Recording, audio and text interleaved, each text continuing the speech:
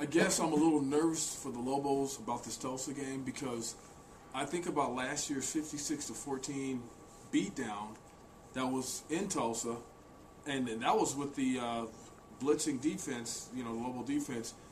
Even though they're probably somebody brought it to my attention that they're probably in the right defense, being a 4-3 this season because they have all that inexperience at the corners, and they have the speed on the ends.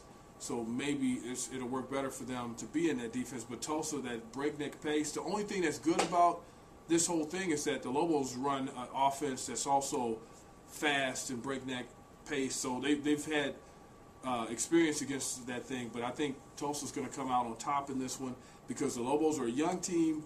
They need to get some experience. They need to grow. They need to get some seasoning under Coach Loxley and get in his style and know what's expected of them on a weekly basis. So I'm thinking Tulsa's going to win this one, and they might win big. I'm thinking maybe more in the neighborhood of 63-7.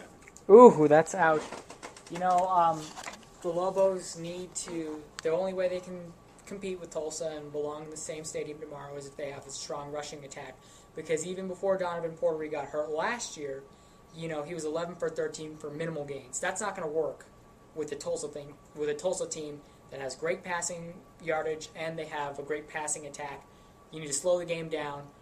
Rodney Ferguson got 122 yards last year. They're going to need huge performances out of Damon Dennis, their AJ kid, and they need James Wright to come back in this game. But like you, I think Tulsa's going to run away with this thing 56-10. You know what? You brought up a great point about James Wright. And to keep the Tulsa defense on the field, we might see a heavy dose of James Wright, or they might light it up. Now, remember, Tulsa's corners, we're talking about last season, they gave up a lot. But this year, through one game, they're not doing so bad, but they're still vulnerable. So maybe the passing game works for the Lobos this time around, and they have some success getting up and down the field.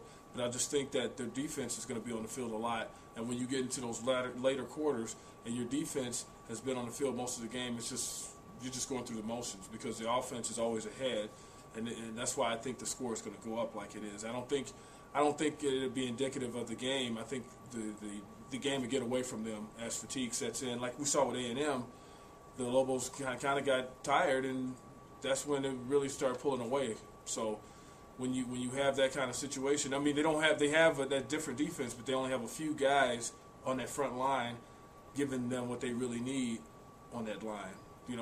Coach Carter's doing a great job of getting these guys ready on the line, but he needs some bigger guys, some faster guys to go along with the two big ones that they have now. As far as you think about Kendall Bristol and Gardner, Jamar Latchison, and all those guys they're doing well, but they need some rest. They need guys to come in and it doesn't go down at all. Like the level of play stayed the same. So we'll find out, won't we?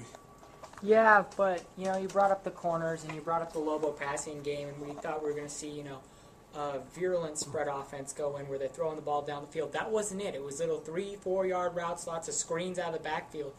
Someone other than James Wright I'd like to see on the field. I'd like to see Michael Scarlett because I think he's the only guy right now that is really, really good at running the intermediate routes, the 6 to 15 yard. Yeah, routes. He's a playmaker. He's the and then when he gets the ball in his hands after the catch, I think that's where you take advantage of Tulsa's corners. I don't think you can do it in the under 6 yard range. I don't think you can do it in the long range because they're going to drop their safeties back. It's got to be in that 6 to 15 yard range, and I think Michael Scarlett's the best there. But like you said, if their defense is on too long with a 4-3-4 defense, it's going to be very tough for Tulsa. So we'll see tomorrow.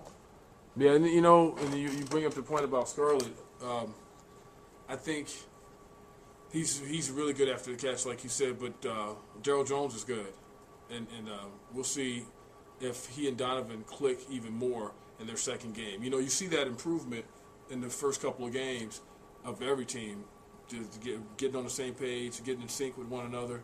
So who knows who's going to improve at a higher clip. Maybe the Lobos can close in on Tulsa a little bit as they improve better after the second week. Who knows? I don't know how it's going to go. I just know that they're playing a lot of young guys now, and then in another year from now, we'll be thinking, oh, these guys are tough because all those young guys got experience. So this year, I think this is going to be a tough year. All right, so still all the optimism, but still they get the 63 points tallied on them. All right. Yep.